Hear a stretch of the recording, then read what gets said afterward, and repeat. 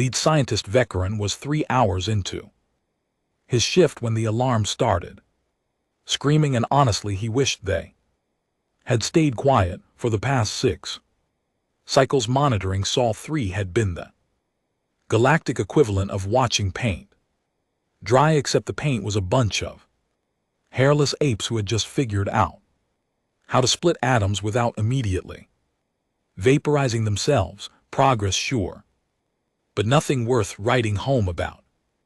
The observation station orbited peacefully, and the outer system sensors pointed at the little blue marble, recording data that nobody would ever read because frankly nobody cared. Veteran had been enjoying his morning stimulant, pondering whether he could fake a medical emergency to get reassigned somewhere anywhere else when every electromagnetic sensor on the station lit up like a festival display. The energy signature was wrong, very wrong. He choked on his drink, purple liquid spraying across 3 monitors as his secondary hands frantically pulled up the analysis screens. His primary hands were already shaking. That reading, it could not be right. The primitive humans down there, the ones who still used combustion engines and thought nuclear fission was peak technology, had just activated something that made his scales itch with recognition and dread. Junior researcher Plixon burst through the lab doors, his breathing apparatus wheezing with exertion. The kid was fresh out of the academy, still excited about field work, still believed monitoring primitive species was romantic. That innocence was about to die a horrible death. Sir, I have triple-checked the readings, Plixon announced, his voice cracking slightly. The electromagnetic surge originated from their military testing facility in what they call New Mexico. Veteran did not look up from his screen. He was too busy recalculating the numbers, praying to 16 different deities that his instruments were malfunctioning. They were not. Systems analyst Cora slithered over her serpentine body, coiling around her workstation with practiced ease. She had been monitoring galactic transmissions for 2 centuries and had seen exactly 3 things that genuinely surprised her. This was about to be number 4. Let me guess, Corvus, her forked tongue tasting the air nervously. The energy signature matches a railgun configuration. The current finally looked up, his 4 eyes blinking in sequence, a nervous tick he had developed during the last crisis. Not just any railgun, a functional military-grade ship, killer-class railgun. The room went silent except for the humming of processors working overtime. Flick's skin shifted from healthy blue to a sickly green. That is impossible. According to the Galactic Development Index, species do not achieve magnetic acceleration weaponry until they have mastered faster than light travel. The progression is always the same: chemical propellants, plasma containment, energy conversion, then and only then the electromagnetic launch systems.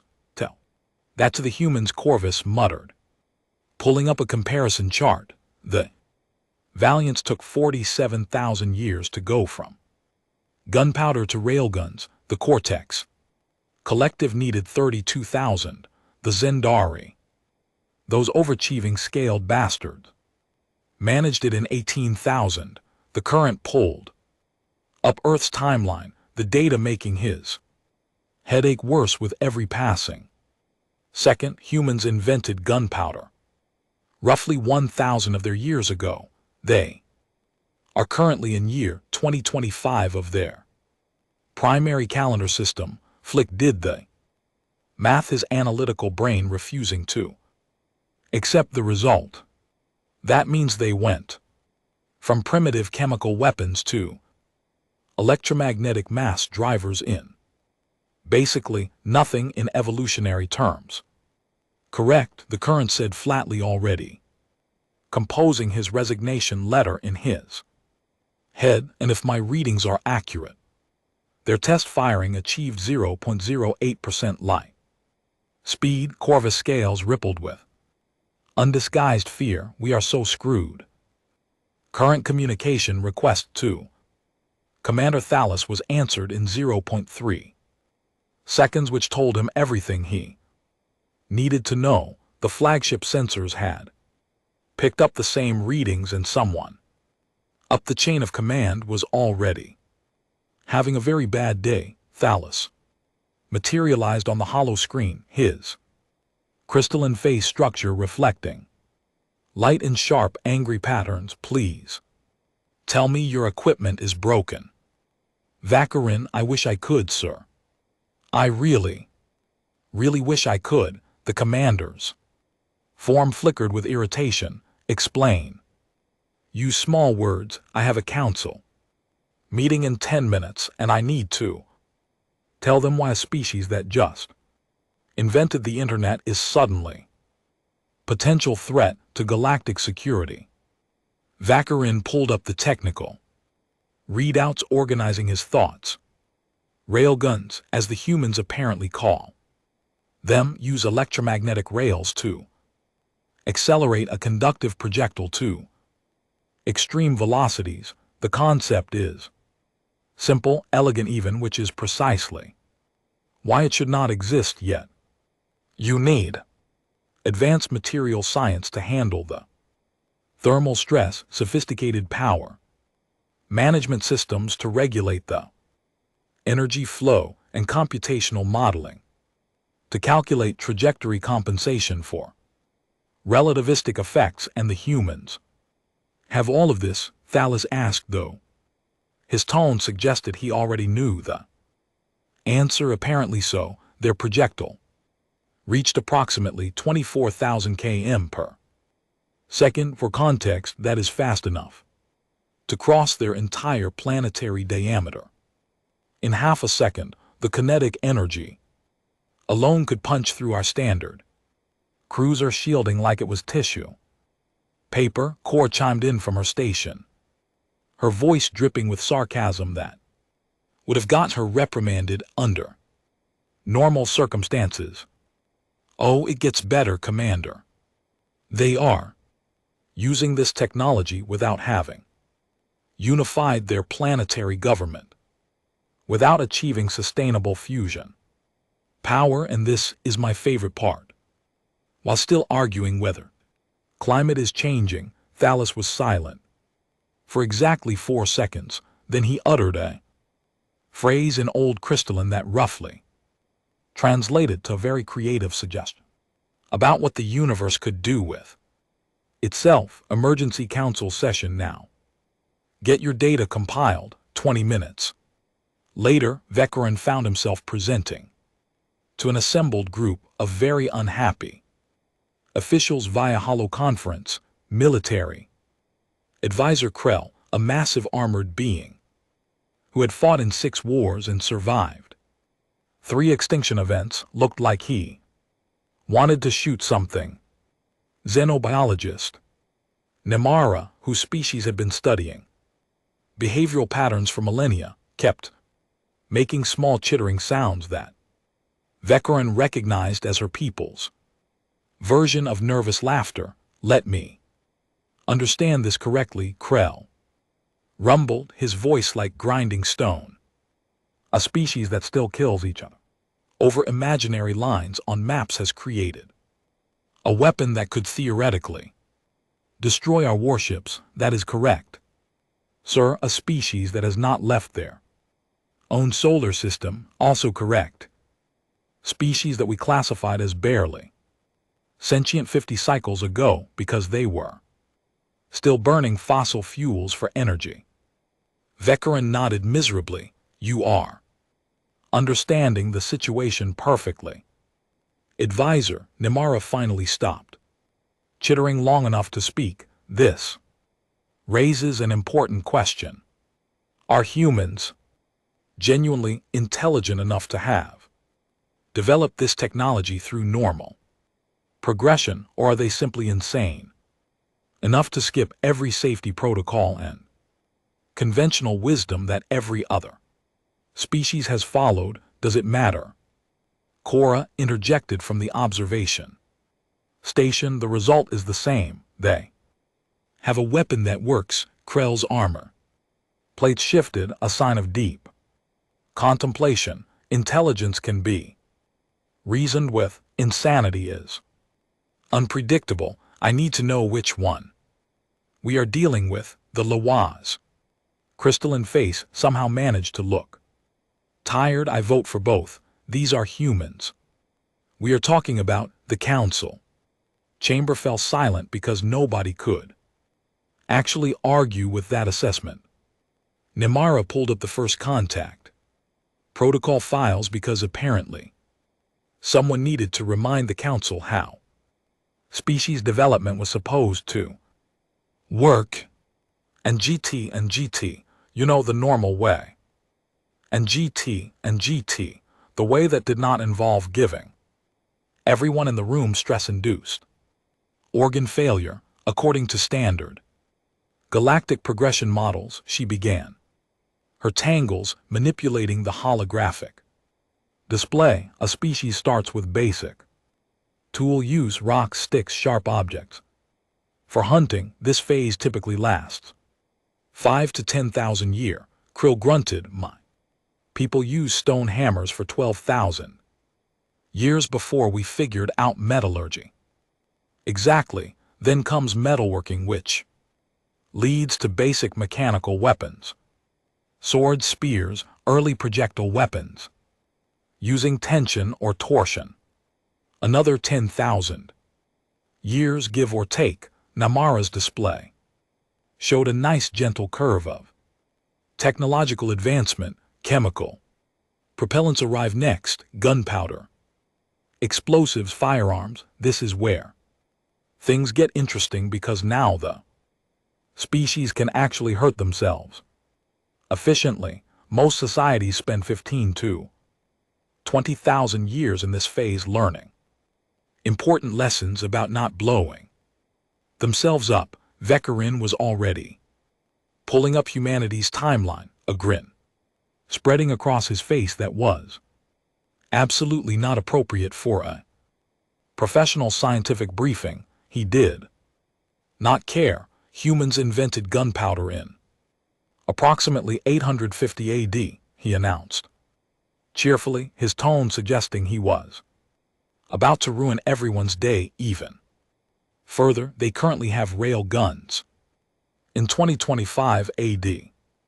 That is 1,175 years. Klexon, who had been quietly running calculations, looked up with genuine confusion. Sir, that cannot be right. My math shows they went from basic firearms to electromagnetic launch systems in roughly 400 years. Oh, it gets worse, Vekarin continued, clearly enjoying himself now despite the existential horror of it all. They went from their first powered flight to landing on their own moon in 66 years. 66. My species took 8,000 years to achieve orbital flight after inventing the wheel. Cora slithered closer to the display, her eyes widening. Wait. They achieved nuclear fission in 1945, nuclear fusion in 1952, and now functional railguns in 2025. They speed ran the entire energy to weapons pipeline in 80 years. Valis crystalline structure was flickering rapidly, a sign of deep distress. Raelians spent 30,000 years perfecting plasma containment before they even considered magnetic acceleration.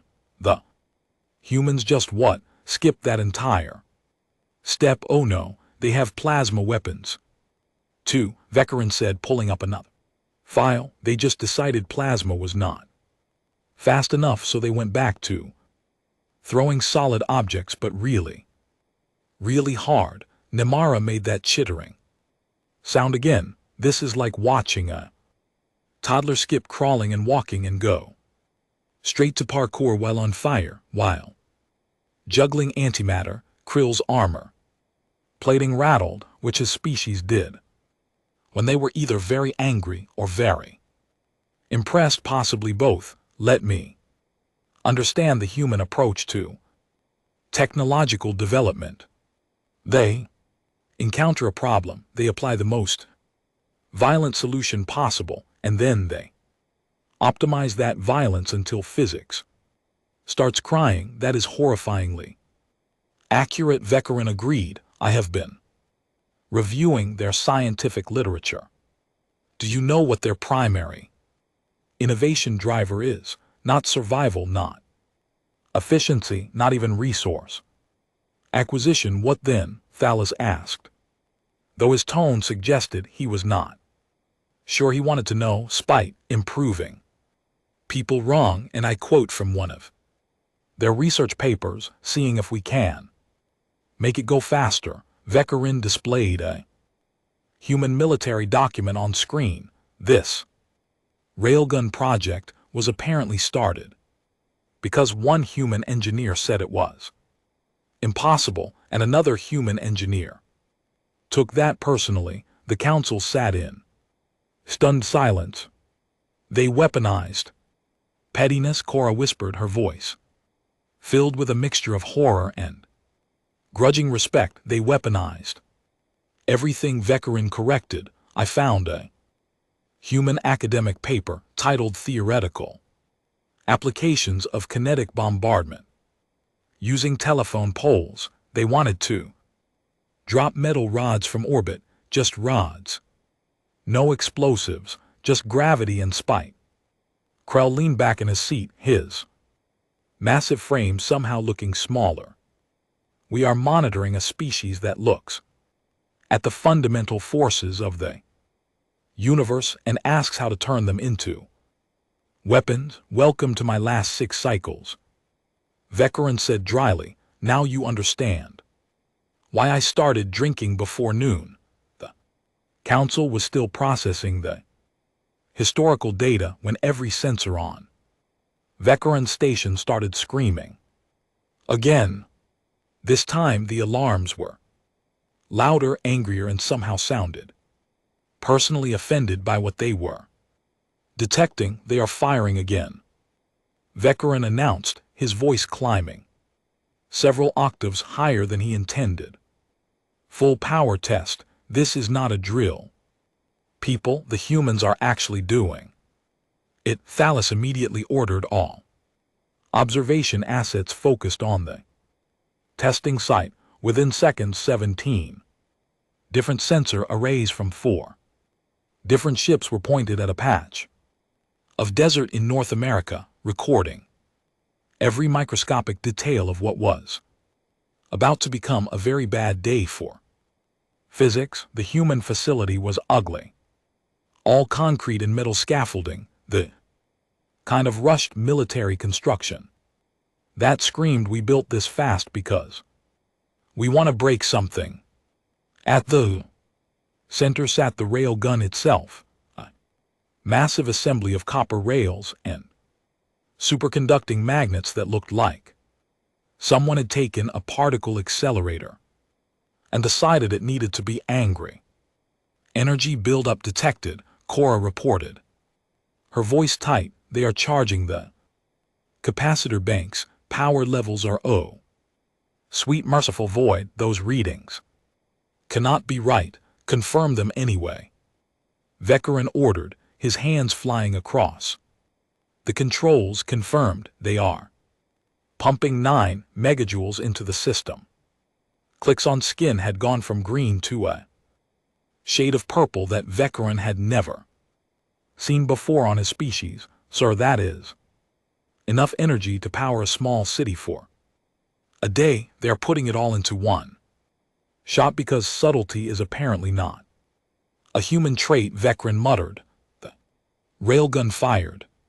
For 0.003 seconds, nothing happened. Then the sensors registered an electromagnetic pulse so intense that it temporarily blinded two of their observation satellites, the projectile, a solid tungsten dart, weighing approximately 3 kg, accelerated down the rails at a rate that made Vecron's brain hurt. Velocity at rail exit is no, that is recheck those numbers, Cora stammered, her serpentine body coiling tightly around her station. In what her species did when terrified. 23,914 km per second, the computer announced, helpfully in a calm voice that was absolutely inappropriate for the situation. Clixon fainted, just straight up collapsed onto the floor, his breathing apparatus making sad, wheezing sounds. That is 8% light speed, Cora shrieked, her voice breaking into 3 different languages simultaneously. 2 of those languages were supposedly extinct, which meant fear had literally resurrected dead tongues just to provide adequate cursing capacity. The projectile covered the 300 km to the target range in 0.012 seconds. The impact was visible from orbit, not because of explosives. There were no explosives, but because a 3 kg projectile moving at 8% light speed does not need explosives, it just needs to touch something. The kinetic energy release was equivalent to approximately 2 tons of chemical explosives. The target, a reinforced concrete bunker that could have withstood a direct nuclear blast, simply ceased to exist. It did not explode, it did not shatter. It evaporated into a cloud of superheated vapor and fundamental regret. Mother of crystals, Tholis whispered, his entire body dimming with shock. Crow, the military advisor who had seen weapons that could crack planets, who had commanded fleets through 3 major wars, sat perfectly still for exactly 10 seconds. Then he reached over and very deliberately deleted a file from his personal console. What was that? Namara asked. My tactical doctrine for engaging primitive species, Krell said flatly. It is worthless now, all of it. 17,000 years of military theory and strategic planning invalidated by a species that still uses paper money. They turned a metal stick into a kinetic planet. Cracker, Cora said, her voice hollow. She was still cursing, but quietly now. A constant stream of profanity in the background, like a religious mantra. No plasma, no antimatter, no exotic particles, just magnets and spite. Vecron was updating the threat assessment form, his hand shaking slightly. The form had categories ranging from level 1, minor nuisance, to level 10, extinction level threat. Humanity had been classified as level 2, potentially problematic but mostly harmless. He stared at the options, then created a new category, level 11, kinetically enhanced insanity. Sir, that is not a valid threat category, the computer protested. It is now, Vecron snapped. File it under new classifications, subsection we are all going to die.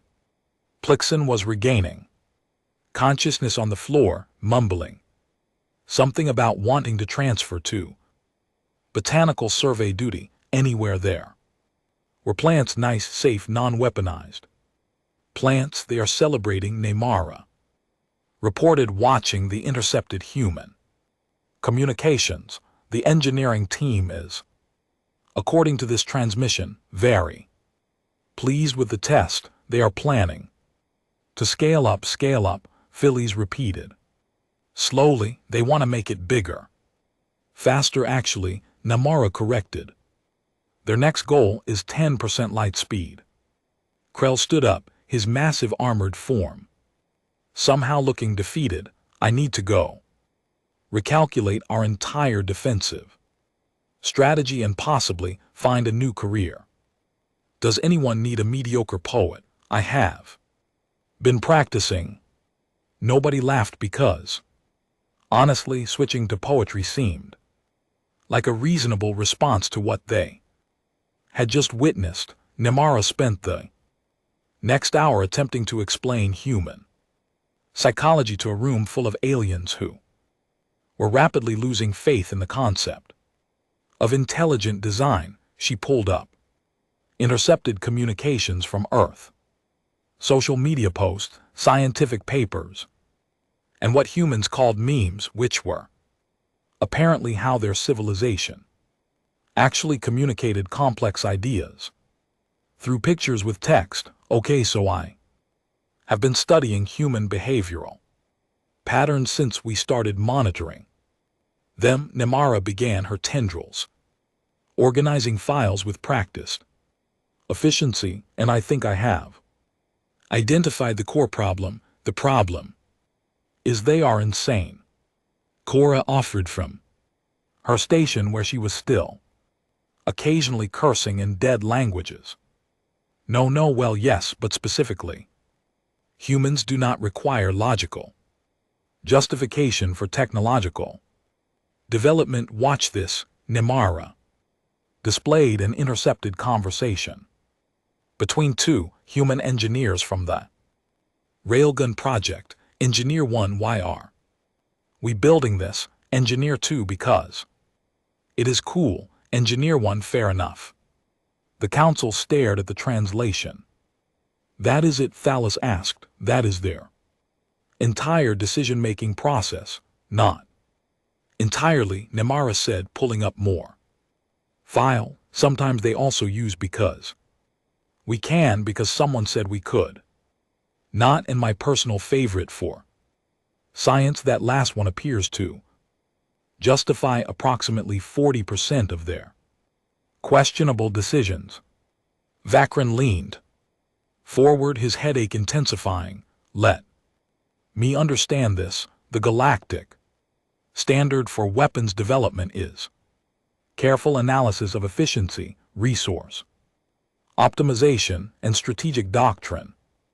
Humans develop weapons because they think it sounds fun, correct, but it gets more interesting. Nemara displayed a comparison chart. Most galactic species pursued energy weapons because they are elegant, plasma is clean, efficient, and can be scaled based on available power. Particle beams are precise, directed energy requires less ammunition mass. These are logical progressions. Krell nodded slowly. My people spent 12,000 years perfecting plasma containment because it was the obvious next step after chemical propellants. Why waste energy accelerating mass when you can just project the energy directly? Exactly. That is the rational approach. Nemara pulled up human military forums, and the translations made several council members wince. Humans looked at that same logic tree and said, quote, that is for cowards who cannot appreciate the beauty of throwing heavy things really fast. Plexen, who had recovered enough to sit upright, raised a shaky hand. But energy weapons are objectively superior in most combat scenarios. Less mass to carry, infinite ammunition if you have power generation, precise damage control. Tell that to humans, Nemara said, displaying a human military analysis document. They ran the numbers. They know energy weapons are more efficient, they just do not care. According to this paper, and I quote, kinetic weapons have the advantage of being very simple, very reliable, and very scary because everyone understands getting hit by a fast rock. Declan started laughing, a slightly unhinged sound that made everyone uncomfortable. They chose the stupid option. They chose the option that works, Nemara corrected. Which is somehow worse. Look at this. Comparative analysis, she displayed two weapon systems side by side, our standard plasma rifle, 17 moving parts. Requires exotic materials, needs regular calibration, sensitive to electromagnetic interference, effective. Range of 800 m. She switched to the human design. Human railgun, 4 major components, uses common materials. Calibration optional, works in any environment including vacuum, effective. Range limited only by targeting computers and planetary curvature. Cora scales rippled with reluctant admiration. They brute force the problem, they brute force everything. Nemura agreed. I have been reviewing their entire technological history. When they could not make their aircraft faster, they did not develop better materials or more efficient engines. First, they just strapped bigger engines to the same airframe until it worked. When their rockets kept exploding, they did not redesign them. They made the explosions more controlled and called it propulsion. Thales' crystalline form was flickering rapidly. This explains so much about their development curve. They are not smarter than us, they are just willing to try stupid things until stupid things work, and here is the crisis point. Dak Kren said, his voice taking on a manic edge. We, the Galactic Council, representing 473 species across 8,000 star systems, have spent literally millions of years developing technology. The right way, the elegant way, the efficient way. He gestured at the screen, showing the smoking crater where the human test target used to exist, and these barely civilized primates who still eat food by burning it, who measure things in feet and inches, who argue about whether their planet is round, just proved that throwing metal sticks really hard is a valid military strategy that our shields cannot stop. Krell's armor plates were rattling. Again, I have been a military strategist. For 300 years, I have studied every major conflict in recorded galactic history, and I just watched a human engineer with a degree from something called MIT invalidate my entire career with magnets and a tungsten rod. The worst part, Nemura added, pulling up another human communication, is that they know exactly what they are doing. Look at this message from their project lead. The translation appeared on screen. We are aware that rail guns are technically inferior to directed energy weapons in most metrics, however, and this is important, rail guns are significantly funnier. The council sat in silence. Funnier, Thales repeated. They are making military decisions based on humor, Cora said, her voice distant. They are winning an arms race against species millions of years older than them because they think kinetic bombardment is hilarious. Vekran stood up, his movements jerky with barely suppressed panic. I need everyone to understand something. We have based our entire understanding of galactic civilization on the assumption that intelligence leads to efficiency, that advanced species optimize rather than brute force, that there is a correct path to technological development. He pointed at Earth on the display. Those assumptions just got railgunned into a fine paste. The Emergency Council session stretched into its 4th hour, and nobody had any good news. Krell had pulled up galactic security projections, and every single model now had a new variable labeled human kinetic shenanigans with a question mark next to it. Let us talk about what this actually means, Thales said, his crystalline voice carrying the weight of someone who really did not want to have this conversation. Earth is currently classified as a pre-contact civilization, no faster than light. Capability, no unified planetary government, minimal space infrastructure, and a weapon that can punch through our cruiser shields. Krell added helpfully, yes, thank you for that reminder. Thalys pulled up the threat assessment protocols. Standard procedure for emerging technological species is observation until they achieve sustainable fusion and basic space colonization. We are looking at another 200 years minimum before official contact. Vecron shook his head, his eyes fixed on the data streaming from Earth. Sir, with respect, our timeline projections are based on normal species development. Humans are not normal at their current rate of advancement. They will have functional fusion reactors in 20 years. Not 2, and they will weaponize it immediately. Cora added from her station, I have been monitoring their entertainment media. They have at least 17 different fictional scenarios about using fusion as a weapon. They have already done the theoretical work. Nimara pulled up a cultural analysis report. Furthermore, humans have a concerning tendency toward what they call manifest destiny. They look at empty space and feel personally offended that they have not put flags in it yet.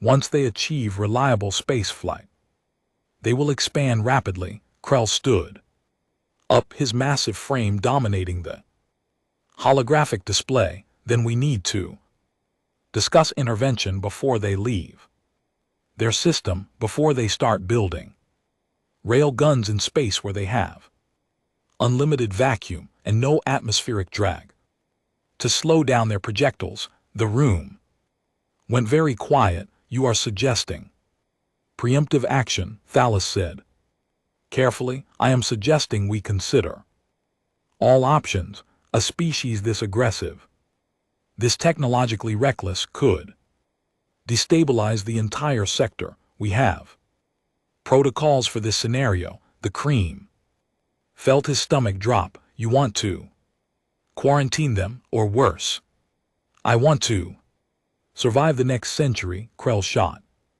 back. Every simulation I run shows humans achieving space-based weapons platforms within 50 years, kinetic bombardment satellites, orbital ray guns, mass driver arrays, and they will use them because humans use everything they build. Tellus was silent for a long moment, his crystalline structure pulsing with calculation. Finally he spoke. No, Commander, no. Thalys repeated firmly, we are not becoming the monsters who destroy a species because they are too good at physics. That is not what the Council stands for. We observe, we monitor, we prepare, but we do not commit genocide because we are scared. Krell's armor plate shifted, but he sat down without further argument. However, Tellus continued, we are also not going to be stupid about this. Effective immediately. Earth's threat classification is upgraded to level 7, potentially hostile. All observation posts are to be moved to minimum safe distance, which I am defining as outside their effective weapons range. That is going to be quite far, Sir. Vecron noted. Their effective range keeps increasing. Then we keep moving. Cora, I want monitoring satellites deployed at the outer edge of their solar system, passive sensors only, nothing that could be construed as hostile. Cora nodded. Already calculating trajectories. Understood. Long-range observation, minimal profile. Nimara continue cultural analysis. I want to know everything about human decision-making processes. If we are going to eventually make contact with These people, we need to understand how they think. That assumes they think at all, Nimara muttered, but she was already compiling reports. Follows turned to Vekaran, and you lead scientists are going to prepare a comprehensive briefing for the full Galactic Council. They need to know what is coming. Vekaran looked at the data displays, at the smoking crater visible from orbit, at the energy signatures that still had not fully dissipated. What is coming is humans, he said quietly, and none of us are ready for that. 3 days later, Vekaran stood before the full Galactic Council assembly of 212 species, representing the supposedly most advanced civilizations in the known galaxy. He had prepared a 70-page report with detailed analysis, statistical projections, and carefully worded recommendations. He deleted all of it and spoke from the heart instead. Honored council members, my recommendation is simple. Do not engage with humanity. Do not provoke them. Do not challenge them. And for the love of every deity anyone here worships, do not try to outweapon them. A council member from the Torthian hegemony raised a crystalline appendage. Surely you are exaggerating the threat posed by a single per-contact species. Vekaran pulled up the Railgun test footage. Species looked at the fundamental laws of physics and asked how to make them hurt people. They succeeded. They are not going to stop, but what can they actually do to us? Another council member asked. That is exactly the wrong question, Vekaran said. The right question is, what will they do next? And I can answer that based on intercepted communications from their military research division. He displayed a human project proposal on the main screen. Project Orion Nuclear Pulse Propulsion. They want to use nuclear explosions as rocket fuel, Vekaran said flatly. They are going to ride atomic bombs into space because, and I quote, it would be the coolest thing ever. The council chamber erupted into chaos. Vekaran waited for silence, then submitted his final request. I am formally requesting transfer to any other observation post in the galaxy, preferably one monitoring a species that has not weaponized their own star yet.